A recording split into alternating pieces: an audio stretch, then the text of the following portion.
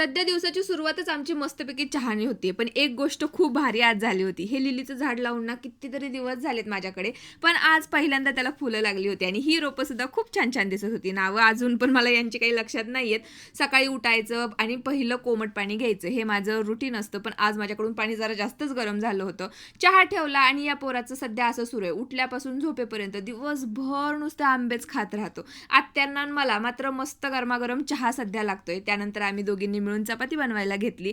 पटपट कामं आवरून घ्यायची होती कारण आज होती अमावस्या. कारण आरतीला आम्हाला मंदिरात जायचंय त्यामुळे सगळी कामं आवरली. भाजी करायला मी इकडे घेतली आणि माझं असं झालंय की करायला घेतल्यानंतर आठवतं जिरं संपलंय, मोहरी संपलीये. त्यासाठीच ना मला फ्रीज मॅग्नेटिकवाला एक बोर्ड घ्यायचा होता की काही संपलं की मी त्यावरती लिहून ठेवील.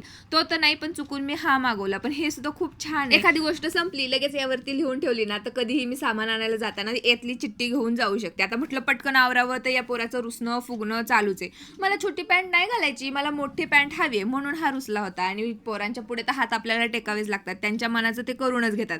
एक गोष्ट चांगली झाली, आम्ही टायमिंगला मंदिरात पोहोचलो आणि आरतीला पोहोचलं ना मला खूप छान वाटतं. आम्ही काय त्याच्या बाबांची शेपूट सोडत नाही. आणि आता तुम्हाला पण माहिती झालं असेल प्रत्येक अमावस्येला आरती झाल्यानंतर इथे मिळतो मस्तपैकी प्रसाद. आम्ही तो घ्यायला बसलो होतो तोपर्यंत आमची ढमाबाई पण इथे आली होती. इथे टाइम तर आमचा कसा गेला समजलं नाही पण पुढे जाऊन माझी पुढे ही कामं राहिलीच होती. आज ज्या साड्या डिस्पॅच करायच्या होत्या त्या पटपट मी पॅकिंग करून घेतल्या. चला भेटू नेक्स्ट व्लॉगमध्ये. तोपर्यंत बाय.